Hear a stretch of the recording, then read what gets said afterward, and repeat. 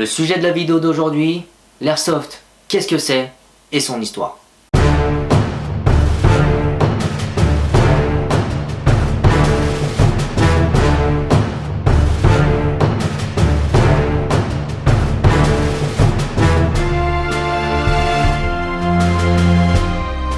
L'airsoft est un survival game, ou bien en français jeu de survie, utilisant des répliques d'armes propulsant des billes d'une masse variant de 0,12 g à 0,43 g, ayant une puissance allant de 0,1 joule à 2 joules, et ceci utilisant des énergies différentes pour propulser ces soi-disant billes, de l'air comprimé, du gaz ou du CO2. L'airsoft est japonais.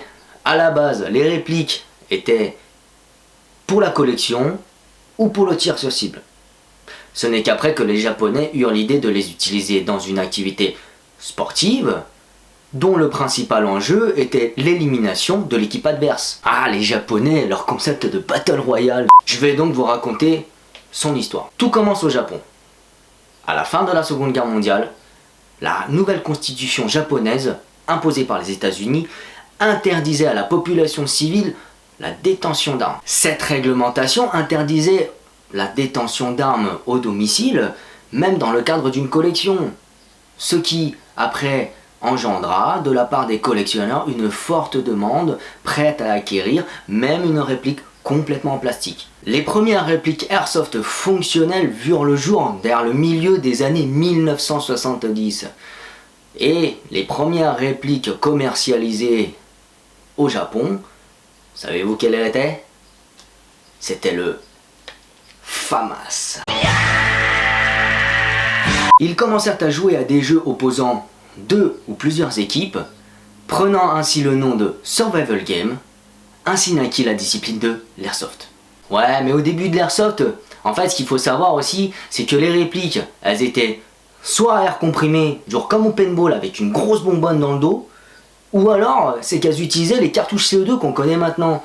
Donc en fait le système CO2 à l'airsoft, c'est pas nouveau quoi. C'est en 1986 que la société Tokyo Marui, société de modélisme bas de gamme, se lance dans l'airsoft et produit les premières répliques à ressort. Ah ouais, on se serait jamais douté qu'en fait Tokyo Marui ce serait une société de merde. Et le pire c'est qu'ils s'arrêtent pas là. Tokyo Marui en 1991 sort leur première gearbox. La gearbox qui contient le ressort de base, entraîné par des engrenages, tout ça entraîné par un moteur qui est alimenté par une batterie électrique. C'est ce qui a donné la naissance aux AEG. Chose qu'on verra dans une vidéo prochaine. Et en 1993, la même firme, Tokyo Marui, invente et brevette le système Hop-Up. Bon, le système Hop-Up, très succinctement, qu'est-ce que c'est? En fait, c'est un système qui vient s'installer juste avant le canon où là les billes elles passent, avec un bout de caoutchouc qui vient en fait donner un effet de rotation à la bille pour pouvoir la faire voler plus loin. Bon, pour résumer succinctement, à la fin de la Seconde Guerre mondiale, la nouvelle constitution japonaise interdisait la détention d'armes à feu par les citoyens. Vers le milieu des années 1970, les premières répliques airsoft fonctionnelles sont commercialisées. En 1983, Tokyo Marui rentre dans le jeu. En 1991, Tokyo Marui invente les gearbox, donc invente les AEG et la première commercialisation des AEG. Et en 1993, il invente et brevette le système Hop-Up. Grâce à toutes ces innovations, l'airsoft s'est popularisé au Japon comme dans le reste du monde. Mais l'airsoft c'est quoi également? C'est avoir l'esprit sportif. Et oui, il faut savoir perdre et avoir la victoire modeste. Mais c'est également un esprit de fair play. Parce que contrairement au paintball, rien ne permet de dire que vous avez été touché, sauf votre honnêteté. Mais c'est également de la convivialité, du respect, des règles comme des autres joueurs. Mais c'est également un moyen de s'amuser.